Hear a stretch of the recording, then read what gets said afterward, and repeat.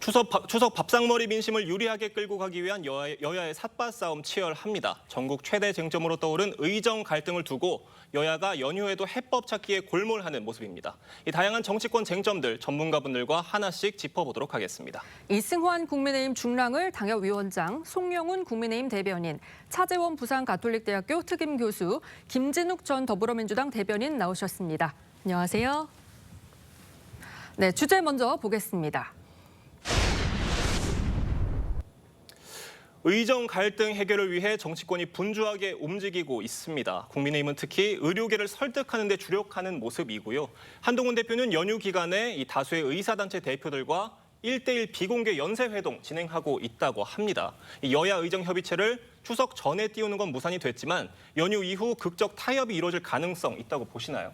네, 지금 여야정이 굉장히 바쁘게 움직이고 있습니다. 한동훈 대표는 연휴 기간에 의료계 관계자들을 직접 만나고 있고요. 그리고 이재명 대표는 종교계 관계자들을 만나서 여야 의정 갈등의 좀 실마리를 풀어보고자 하고 있습니다. 네. 윤석열 대통령도 지난 금요일에 서울 의료원을 찾아서 현장을 점검했고요. 그리고 지금 대통령실에서 비서관급 이상급들은 전부 다 전국의 의료 현장으로 나가서 현장을 점검하고 있습니다. 이만큼 여야정이 함께 마음을 모은 적이 어디 있을까라고 모두가 다 기대를 품고 있는데요. 단 하나 모아지지 않은 것이 바로 의료계입니다. 의료계가 지금 각자 다양한 목소리를 내고 있는데요. 이 부분은 정부를 통해서도 여를 통해서도 야를 통해서도 전달되고 있는데 한데 추석이 끝나고 이 모든 의견들이 한데 모아지기 위해서는 이 추석 민심 동안 한동훈 대표 그리고 이재명 대표 그리고 대통령과 정부가 각자 취합한 의견들을 한데 모으는 게 먼저 중요하다고 생각합니다. 그 과정에 있어서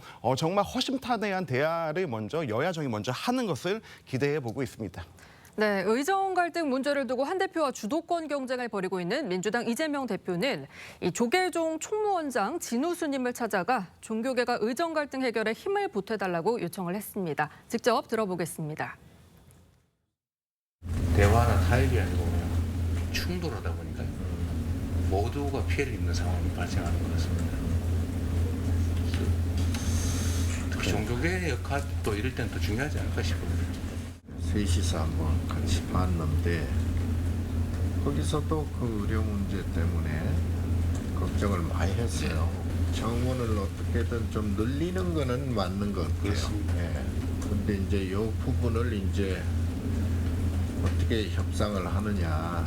그 교황 선출할 때 그 뭐라고 그러지? 콩크라든가 그것처럼 뭐 가다 놓고 한번 결론을 내도록 하든지. 네, 보신 것처럼 이재명 대표가 어제 이 조계종 총무원장인 진우수님을 만나서 의정 갈등의 중재를 요청을 했고요. 이번 추석 연휴를 기점으로 해서 다른 지도자들도 만날 예정이라고 하는데 이번 사태 당사자인 의료계를 만나기보다는 이렇게 주변의 중재를 요청하는 모양새예요.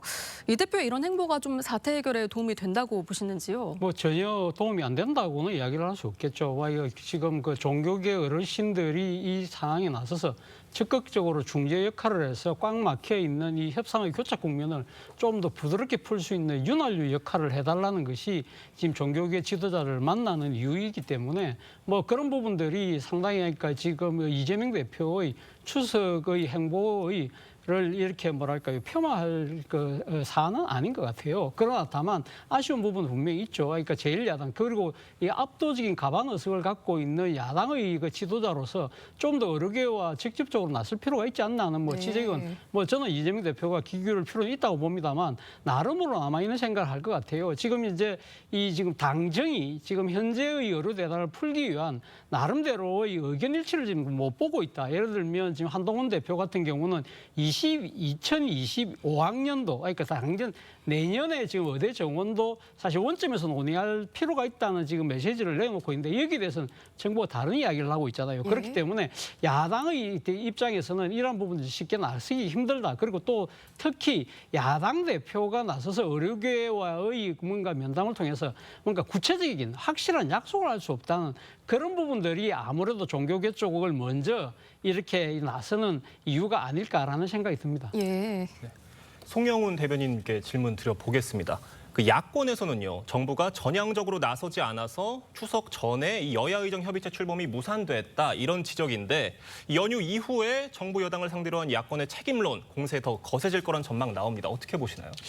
그런 책임 공방을 야권에서 아주 거세게 할 것으로 예상이 되죠. 그런데 그것은 너무나 그 예상 가능한 정치적으로 쉬운 수라고 생각합니다. 네. 지금 이 그 의료 현안은요, 국민의 생명과 안전이 걸린 문제 아니겠습니까? 국민이 죽고 사는 문제 앞에서 지금 여야가 책임을 따지고 서로 내 탓이다라고 손가락질할 그런 상황이 아닙니다. 오히려 책임 있는 정치 세력, 책임 있는 정치 지도자라고 하면 지금 대화가 빨리 성사될 수 있도록 의료계를 직접 설득하고 대화의 장으로 이렇게 초청하는 것에 힘을 기울여야 되죠. 그런데 네. 여기서 지금 남 탓을 하고 있으면 국민들께서 그런 남 탓의 이면에는 다 정치적인 계산, 주판을 튕기는 것이 다 보일 것이다. 저는 그런 생각이 듭니다. 그래서 지금이라도 이재명 대표와 민주당이 뭐 종교계 지도자 찾아가시는 것도 좋습니다. 그러나 직접 의료계를 만나서 설득하고 대화의 장으로 이끌어주시는 노력이 필요하다. 그런 말씀 드리고 싶습니다. 네, 그런데 지금 여야 의정 협의체 전공의 참여를 두고서 의료계 내분도 격화하는 그런 분위기인데요.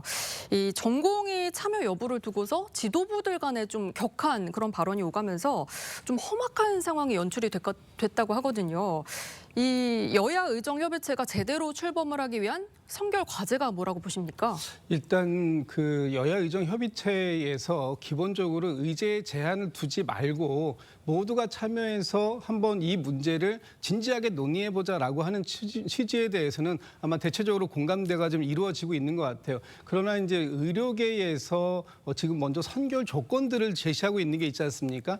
세 가지 정도로 요약이 되는데 첫 번째는 그 의제 중에서 2025학년도 이 그 지금 수시 모집까지 마무리가 된 상태에서도 이 부분에 대한 원점 재검토도 다시 논의해 볼 수 있는 거 아니냐. 네. 그것도 의제에 올려달라 이런 얘기가 하나 있고요. 두 네. 번째는 지금 어쨌든 대통령께서 이 의료 개혁을 추진하는 과정 속에서 정부가 좀 일방적으로 좀 밀어붙이기 식으로 추진했던 부분들에 대한 사과가 좀 먼저 선행돼야 되는 거 아니냐 이런 게 있고 세 번째로는 이제 그런 차원에서 장차관에 대한 어떤 경질을 요구하는데 저는 이 세 가지들 중에서 뭐 경질이라는 표현보다는 어쨌든 지금 새롭게 여야 의정 협의체가 구성되는 마당이니까 대화의 협상 파트너를 좀 교체해 본다라는 취지에서 뭐 어떤 그동안의 책임을 잘했다 잘못했다를 묻는 것보다는 그런 식으로 한번 좀 바꿔볼 수 있지 않을까라는 생각이 들고 그런 유연함 정도 있어야 될 것 같고요.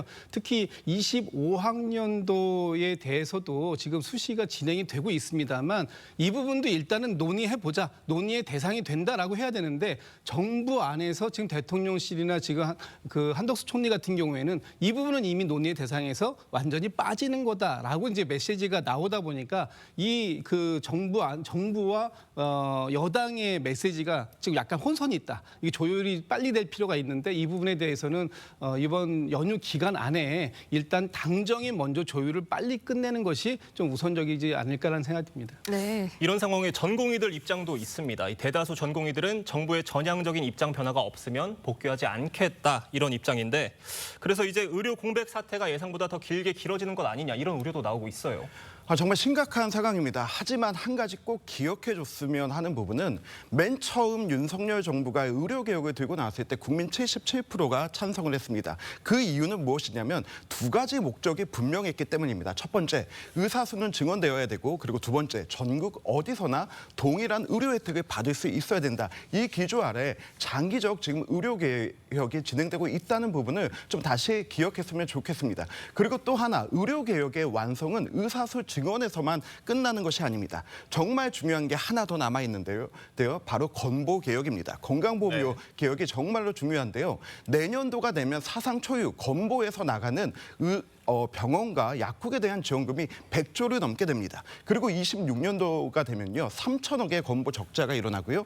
28년도가 되면 1조 5천억의 적자가 일어납니다. 만약에 이런 상황에서 건보 개혁을 먼저 하고 의사수 증원을 나중에 했다면요. 의사들의 입지는 더 없어졌을 것입니다. 그런데 의사들도 지금 기억해야 되는 부분이 지금이 이 문제를 풀 수 있는 절호의 기회이고 이 다음에 지금 건보에서만 20조 가까이 의사들 지원을 위해서 쓰겠다고 하지 않습니까? 이 기회를 의사들도 좀 활용해야 될 텐데 여기에서 의사단체가 해야 될 첫 번째는 다른 거 아닙니다. 그냥 이 의사단체들 간의 의견을 먼저 조율하는 단계거든요. 여기서 전공의협회도 중요하고요. 현재 의사협회도 중요하고 그리고 또 간호사협회도 중요한데요. 지금 이 큰 의료개혁이라는 큰 틀 안에서 지금 의사들이 취할 수 있는 가장 절호의 기회라는 것 그리고 그 이익을 논할 수 있는 기회라는 걸 좀 다시 한번 상기해 주기를 기대해 봅니다. 네, 다음 주제도 보겠습니다. 추석 연휴 밥상 민심에 오를 또 하나의 주요 정치권 이슈는 사법 리스크일 텐데요. 심우정 신임 검찰총장 임기 첫날인 오늘 추석 연휴임에도 불구하고 출근을 해서 근무 상황을 점검했다고 합니다. 이 정치권을 뒤흔들기 충분한 민감한 사법 현안들이 산적해 있는 만큼 이 심 총장 그야말로 역대급으로 난도 높은 검찰총장 자리를 맡았다는 평가 나오고 있는데 송영훈 대변인님 어떻게 좀 평가하시나요? 뭐 법과 원칙에 따라서 직무를 수행하시면 큰 어려움이 없지 않을까 생각이 됩니다. 그 뭐 여야 정치권에 여러 사법 리스크가 존재합니다만은 네. 그런 것을 검찰총장으로서 공명정대하게 오로지 법과 원칙에 따라서 어떠한 예외도 성역도 특혜도 없이 다룬다라고 하는 그 원칙을 분명하게 견지한다면은 저는 2년의 임기 동안 심우정 검찰총장에게 큰 어려움은 없을 것이다. 그렇게 전망합니다. 네, 심 총장 앞에 펼쳐진 굵직한 수사 상황들 하나씩 구체적으로 짚어보겠습니다. 당장 속도를 내고 있는 문재인 전 대통령 일가를 향한 수사가 대표적인 시험대가 될 듯한데요. 관련해 앞서 인사청문회에 나온 문 전 대통령 일가 수사에 대한 심 총장 발언부터 들어보겠습니다. 지금 현재 수사를 받고 있는 거 알고 계시죠? 지금 누가 수사하고 있는지 알고 있습니까? 예, 검사장은 알고 있습니다. 누굽니까? 박 검사장인데요. 예. 공교롭게도 두 분 다 윤석열 총장과 각각의 윤석열 사단으로 평가된 사람들입니다. 이 사건 공정하게 수사되겠습니까? 저는 검찰 안에 무슨 사단이나 이런 건 없다고 생각하고 이재명 대표는 2년이 넘도록 지하장천 수사하고 반면 김건희 도이치모터스 주가 조작단은 몇 년째 결론을 못 내리고 있고 문재인 대통령 전 대통령 사건 수사, 가족 수사 이거는 제가 검찰 30년을 봐도 말이 안 됩니다. 이 사건 공정하다고 생각하십니까? 저는 이쯤이면 검찰이 이제 운명을 다했다. 이제 완전히 폐지한다고 생각하는데 동의합니까? 전혀 동의하지 않습니다. 지금 검찰을 폐지해야 된다고 말씀하셨는데 검찰이 지금 현재 다 모두 법과 원칙에 따라서 수사를 진행하고 있고 진행되는 수사는 법원의 사법적인 통제를 받아가면서 영장에 의해서 수사를 진행하고 있습니다. 네, 들어보신 것처럼 결국 이 심 총장이 이끄는 검찰이 문 전 대통령 일가 수사에서 어디까지 올라갈 수 있을지, 문 전 대통령 부부 소환까지 가능할지 이 부분이 정치권의 최대 관심사일 것 같아요. 어떻게 보시나요? 예, 뭐 검찰의 입장에서는 지금 아마 문 전 대통령의 수사가 불가피하다 그렇게 판단하고 있을 겁니다. 왜냐하면 최근에 있었던 문다혜 씨의 지금 집에 대한 압수수색 영장에 네. 지금 문 전 대통령이 피의자로 지금 이렇게 적시돼 있다는 거잖아요. 네. 그리고 실제 지금 검찰은 문 전 대통령의 사위가 타이스타젯에 그러니까 지금 취업이 된 것 자체가 일종의 그러니까 문다혜 씨 일가에 대한 이 뇌물로 이를 보고 있다는 것이죠. 그것이 제3자 뇌물이냐 아니면 직접 뇌물이냐에 대한 뭐 여러 가지 논란이 있습니다만 어떤 식으로든 뇌물이 오간 거로 이렇게 보이기 때문에 일단 문 전 대통령에 대한 수사는 불가피하다. 그렇다고 한다면 그 수사를 어떻게 할 것이냐. 사실 이 부분이 사실 고민인 것이죠. 전직 대통령에 대한 수사이기 때문에 직접 검찰청사로 지금 소환을 할 것이냐 아니면 이번 최근에 있었던 김건희 여사에 대한 수사처럼 제3의 장소에서 할 것인지 아니면 또 다른 식으로 하니까 문 전 대통령의 자택이 있는 평사마을로 가서 이 방문 수사를 할 것인지 아마 그러한 이 방법론의 선택만 남아 있다는 생각이 들어요. 그렇다고 한다면 문 전 대통령이 여기에 대해서 어떻게 지금 이제 반응할 것이냐 여기에 따라 또 이 검찰의 수사가 상당히 또 나름대로 난항을 겪을 가능성이 있다고 봅니다만 저는 그런 문제보다 더 큰 문제가 사실은 지금 이 심우정 검찰총장이 새로 취임을 했습니다만 검찰의 수사에 대한 이제 독립성, 이제 일종의 정치적 중립성 그것은 더 나아가서는 수사의 공평성과 형평성인데 이러한 부분들이 사실 김건희 여사를 둘러싼 명백백 수사 자체가 지금 검찰이 일단 불기소하기로 했잖아요. 이런 부분들이 수사심의에서도 지금 그런 똑같은 의견이 됐기 때문에 그 결론이 내려지고 난 뒤에 전직 대통령의 수사에 대해서 상당히 민심이 여기에 대해서 뭔가 좀 형평성이 어긋난 거 아니냐 이렇게 볼 경우에는 검찰의 입장에서도 상당한 부담을 갖지 않을까 하는 생각이 듭니다. 네, 검찰 수사 결과 더 지켜봐야 될 것 같은데요. 문 전 대통령 일가 수사의 중요한 고리가 되고 있는 인물, 이상직 전 민주당 의원에 대한 수사나 재판 결과도 주목이 되고 있습니다. 문 전 대통령과 이 전 의원의 친분 관계를 주장했었던 관련자들 목소리와 이 전 의원 목소리 이어서 들어보겠습니다. 이상직 의원은 이미 문 대통령이 당선 전부터 친분이 돼 있었어요. 네, 전라북도 최고위원을 맡았어요. 그래서 이미 공신이에요. 그래서 중진봉 이사장을 시켰던 거지. 후보가 선출 안 되고 뭐 했을 때 우리가 큰 행사를 한 게 전라북도였어요. 어마어마한 대상황을 했잖아요. 그 이상직 의원이 다 한 거예요. 그때 문재인 대통령이 너무 기분이 좋았어요. 문재인 대통령을 3년 동안 청와대 모시겠어요.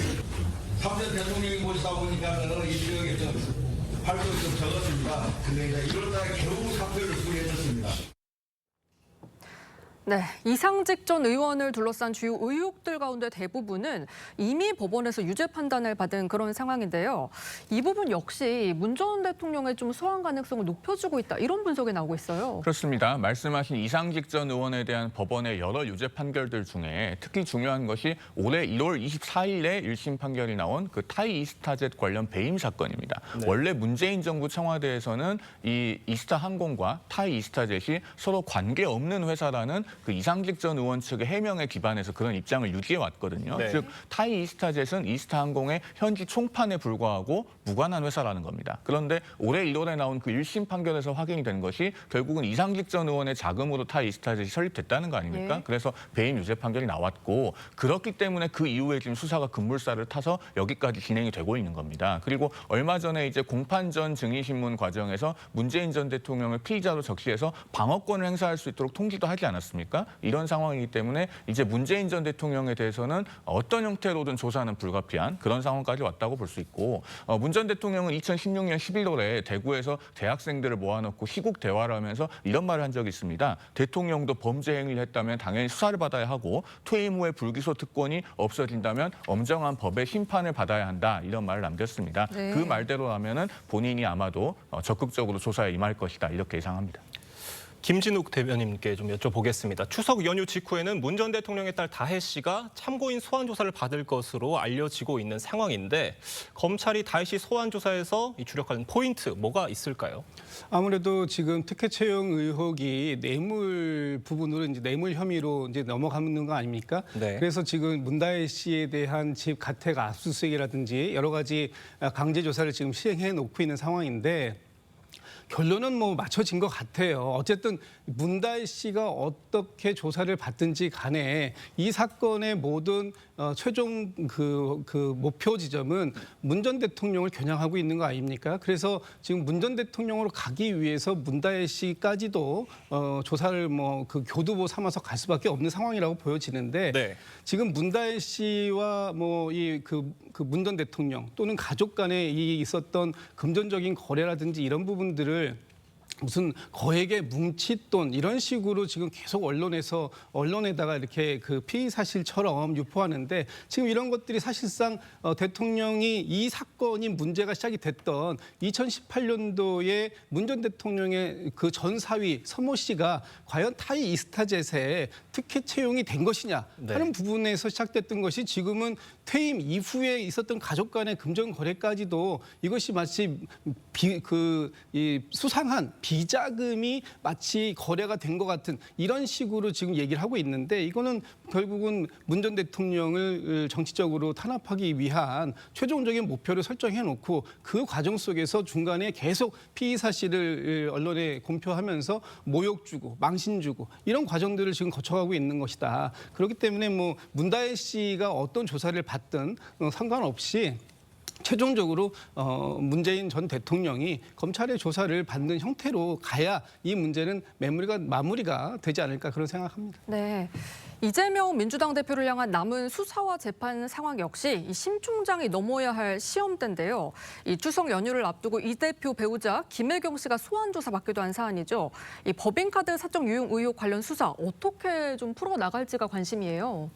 지금 문재인 전 대통령에 대한 어떤 의혹들, 문다혜 씨에 대한 것들 이런 부분은 정말로 어떻게 보면 출판사와 혹은 어머니 친구와 이렇게 사적 거래에 대한 부분이지만 지금 이재명 대표와 김매경 씨에 대한 부분은 정말로 공적 자금, 경기도의 법인카드를 어떻게 사용했느냐에 대한 부분입니다. 저는 이 부분에 대해서 수사가 상당히 진행됐고 이제 더 이상 늦춰질 필요 없이 그 결과를 발표하면 된다고 보고 있는데요. 이 과정에서 더 재미있는 것이 있습니다. 지금 문재인 대통령에 대한 이 수사에 대한 반응, 민주당의 반응, 지난 작년에 있었던 김정숙 여사의 타지마할 특혜와 굉장히 다르게 진행됩니다. 민주당이 TF까지 차리고 그리고 이재명 대표가 직접 문재인 대통령을 찾아가서 이 검찰의 악독한 수사다라고 하는 정권의 어떤 이 표적이다라고 하는 걸 강조하고 있는데요. 지난번과 확연히 다른 걸 보면서 민주당이 왜 이렇게 반응할까라고 하는 걸 보면 지금 이 문재인 대통령의 수사의 방향 때문에 이재명 대표와 김혜경 여사에 대한 것이 보이지 않습니다. 저는 여기에 대해서 검찰이 어떻게 반응하느냐 이 부분은 명확합니다. 법과 원칙에 따라서 기준대로 하면 됩니다. 하지만 더 중요한 것은 민주당의 반응입니다. 민주당의 반응이 이재명 대표의 어떤 그 수사에 대한 눈돌리기 이걸로 문재인 전 대통령을 사용하는 것은 아닌지 그리고 또 이것을 한데 엮어서 검찰의 어떤 이 표적 수사라고 하는 걸 강조하면서 당내 결집에 이르는 것은 아닌지 오히려 이 부분에 더 많은 관심을 가지고 있습니다. 검찰에 당부드리고 싶은 것은 정말로 지금까지 검찰총장이 윤석열 대통령 이전까지는 그 누구도 검찰총장이 누군지 그렇게 큰 관심이 없었거든요. 지금 정치가 사법을 그리고 검찰력을 정치에 끌어들이고 있는 부분인데 그것을 선 그을 수 있도록 좀 확실한 수사를 진행해 줬으면 하는 바람이 있습니다. 김 전 대변인님 반론이 있으신 것 같아요. 예, 지금 그 문재인 전 대통령에 대한 어떤 정치적 탄압에 가까운 이런 검찰의 수사를 이건 역시도 이재명 대표의 어떤 사법 리스크를 가리기 위한 수단으로 지금 민주당이 쓰고 있다 이런 말씀에 대해서는 뭐 전혀 동의하기가 좀 어렵고요. 지금 국민들께서 과연 우리 김 여사께서 받았던 그런 여러 가지 의혹들에 대해서 검찰이 취했던 그런 모습들, 뭐 특혜도 성역도 뭐 모두 없다라고 얘기하셨는데 과연 정말 그랬는가 하는 부분들에 대해서 국민들께서 잘 뭐 판단해 주실 거라고 보고 지금 문 전 대통령이나 이 대표에 대한 사법 리스크 관련된 부분에 대해서 국민들께서도 지금 되게 많이 이거 과하다. 이것이 과연 법과 원칙에 의해서 진행되고 있는 수사라면 받아들여야 되겠지만 그 범위를 넘어서고 있고 검찰의 어떤 수사권 기소권의 남용이 아니냐 이런 쪽으로 판단할 수도 있기 때문에 이 부분에 대해서는 앞으로 계속적으로 저희도 지켜볼 것이고요. 당이 적극적으로 대응하는 과정에서 이 지금 이재명 대표의 사법 리스크라는 부분을 모든 것을 덮기 위한 것이다라고 하는 부분들에 대한 그런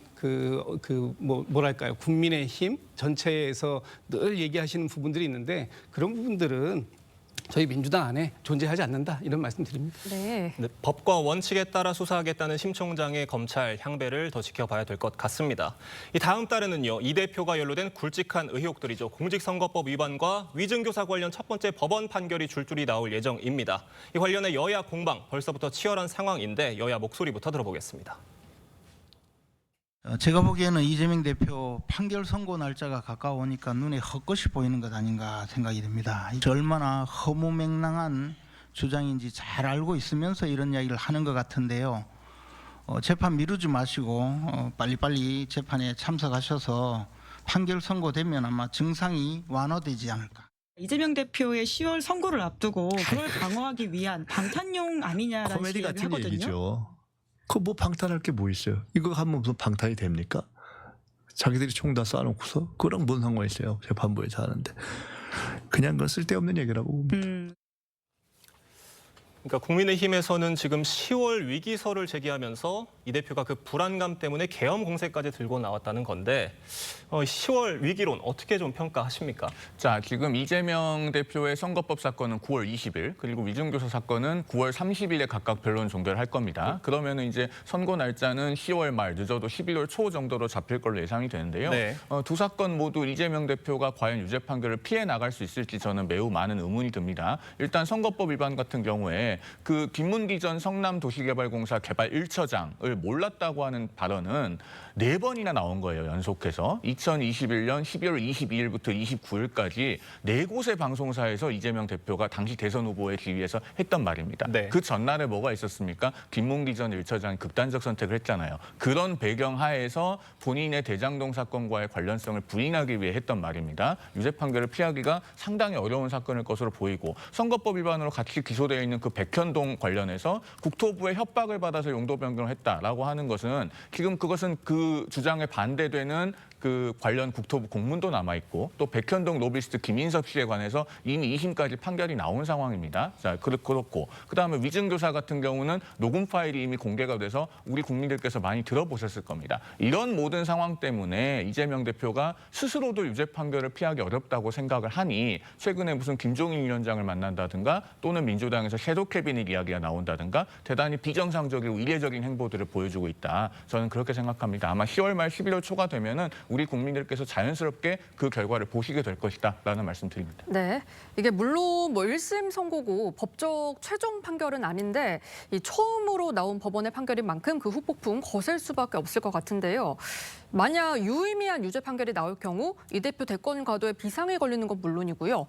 민주당 내부 역학 구도에도 영향이 불가피할 것 같은데 어떻게 보십니까? 예, 실제 만약에 1심에서 유죄 판결이 나올 경우에는 상당한 아마 파장이 불가피할 거라고 저는 생각을 합니다. 이 무엇보다도 사실 이 지금 현재 1심 결과가 나온 것 중에 하나가 선거법과 관련된 재판이잖아요. 네. 선거법 재판의 경우 같은 경우는 사실은 이제 피선거권 박탈, 즉 향후 앞으로 대권에 도전할 수 있느냐 없느냐는 그 기준이 박탈되는 그 기준 자체가 너무 낮아요. 예를 들면 지금 선거법 같은 경우는 벌금 100만 원 이상이 행위 확정될 경우에는 내년 다음 대통령 선거에는 사실상 못 나가는 상황이 되거든요. 예. 그런 상황이 된다고 한다면 이재명 대표의 정치 위기는 정말 상당히 경각의 이 수준에까지 이제 다다른 것이고요. 무엇보다도 이 지금 선거법 같은 경우에 지금 100만 원 이상의 그러니까 벌금이 최종적으로 선고가 되면 사실은 민주당이 지난 대선 때 이 국고로부터 지급받았던 선거보조금 400억이 넘는 돈을 다시 반납을 해야 되는 그런 상황이기 때문에 민주당 입장에도 상당히 큰 타격이 불가피한 것이고요. 또 하나는 지금 위증교사 관련된 부분인데 이거는 권고 이상의 형이 유죄가 될 경우에는 피선거권이 박탈됩니다만 네. 무엇보다도 이 사실은 이 위증교사가 만약 유죄가 된다고 한다면 이거는 정치인으로서 가장 중요한 덕목인 신뢰가 상당히 그러니까 훼손될 수밖에 없는 그런 상황이기 때문에 사실 정치적으로 부담이 클 수밖에 없는 것이고요. 그리고 지금 제가 알기로는 아마 이 지금 선거법이든 위증교사 재판이든 1심 결과가 나오고 난 뒤에 만약 유죄가 나왔다고 한다면 아마 길어도 향후 10달 이내에는 2심이 끝날 가능성이 높다. 그렇다고 한다면 2027년 5월로 예정되어 있는 차기 대선 전까지 결론이 나올 가능성이 높다. 그렇게 된다고 한다면 이 대표의 정치 위기가 커질 수밖에 없는 것이지만 반대로 만약에 지금 앞서 우리 앵커께서 이야기한 데 유죄가 아니라 만약에 무죄 취지의 판결이 나온다고 한다면 말 그대로 이재명 대표 입장에서는 날개를 다는 꼴이 아닐까라는 생각이 듭니다만 예. 결론이 어떻게 나올지는 저도 알 수가 없기 때문에 일단 지켜보겠습니다. 질문 드려보겠습니다. 이 대표가 방금 말씀해 주신 것처럼 여러 가능성이 있는 겁니다만 무죄 혹은 정치 활동에 지장이 없는 수위 선고 나오면 어떤 파장이 있을 걸로 예상하십니까? 그럴 리는 없겠지만 만약에 그런 일이 있다면 상상력의 영역으로 들어가게 될 텐데요. 저는 이재명 대표가 이 두 혐의를 모두 벗고 이제 무죄나 정치적 활동에 아무 지장 없는 판결을 받게 된다라고 하면 네. 저는 민주당이 곧바로 탄핵안을 발의할 것 같습니다. 그리고 이게 법적인 절차, 국회 안에서의 절차를 넘어서 마치 예전에 광장의 그 촛불 집회 같은 그 전국적인 흐름을 만들어내면서 저는 무정부주의에 가까운 대한민국은 국회 중심으로 돌아가는 일당 독재되는 그러한 대한민국의 대혼란이 일어날 것이라고 생각합니다. 이재명 대표가 이 부분에 대해서 만약에 1심에서 무죄나 이런 부분을 받는다 하더라도 검찰이 항소할 것이고 그렇다면 그 시간 동안에 또 다른 위협을 감수하기보다는 오히려 지금 어떤 혐의도 되지 않는 대통령을 최상병 사건이라든지 이런 부분으로 끌어내리게 해서 국민 여론을 바탕으로 끌어내리기를 시도하면서 무정부 상태로 만들고 그리고 나서 본인의 입지를 강화시키는 그리고 대선을 조금이라도 더 빨리 진행하려고 하는 그런 흐름이 있을 수밖에 없고 만약에 이렇게 된다면 대한민국 현대사에서 혹은 인류의 민주주의 이후의 현대사에서 겪어본 적 없는 저는 무정부 상태와 극심한 혼란이 있지 않을까 그런 생각을 해봅니다. 이승환 위원장님께서 뭐 무정부 상태라는 표현까지 써주시면서 전망을 말씀해 주셨는데 반론 있으신 것 같습니다. 뭐 이건 뭐 제가 반론을 안 드릴 수 없을 것 같아요. 지금 우리 이승환 위원장님께서 국민들의 불안감을 가중시키는 공포 마케팅을 하고 계시는 거예요. 지금 예를 들어서 이재명 대표가 유죄 취지의 어떤 그 혐의에 대해 선고를 받는다고 하더라도 갑자기 뭐 이게 혼란, 무슨 뭐 무정부 상태 이렇게 얘기한다면 우리 대한민국의 국민의 이 의식 수준을 너무 폄훼하시는 거 아닙니까? 아니 이재명 대표가 1심 선고가 지금 법원에서 나오는 것을 지금 충실하게 거기에 가서 자기 입장을 소명하고 또 법원의 판결을 기다리겠다고 얘기하는데 그럼에도 불구하고 마치 1심 선고가 유죄 취지가 나온다면은 마치 대한민국을 폭동이라도 일어날 것처럼 그렇게 말씀하시는 건 정말 국민에 대한 예의가 아니다라는 말씀드리고 국민의힘에서 지금 기대하는 바가 뭔지는 잘 알겠습니다. 이제 가장 강력하고 가장 유력한 대권 주자인 이재명 대표가 사법 리스크를 통해서 대선 주자에서 빠져주기를 바라는 것이겠죠. 그러니까 모든 얘기만 나오면은 이재명 대표의 사법 리스크를 가리기 위한 방탄 아니냐 이런 식의 그 억지 주장을 하시는데 이제는 제발 그런 주장을 그만두시길 바라고 지금 중요한 건 지금 이 국민의힘에서 갖고 있는 많은 그 정책들 이런 부분들을 실현하기 위해서 야당을 어떻게 설득해서 야당의 협력을 이끌어낼 수 있을지에 대한 고민을 좀 하시기 바란다. 야당 대표 흔들기는 이제 더 이상 안 하셔도 된다. 이런 말씀 드리고 싶습니다. 이재명 대표가 대권 주자에서 좀 빠지기를 바라는 거 아니냐 이런 질문 주셨어요. 어떻게 생각하시나요? 사실상 빠져야 되는 것이 맞죠.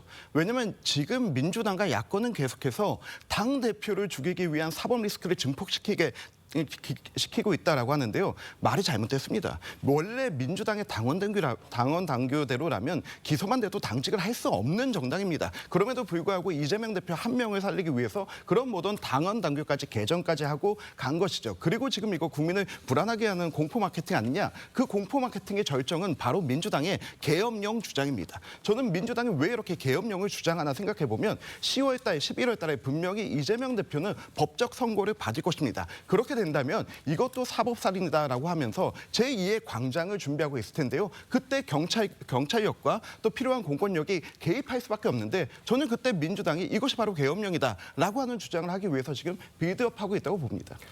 네, 10월 선고 결과 지켜봐야 될 것 같습니다. 지금까지 정치권 쟁점 짚어봤습니다. 감사합니다.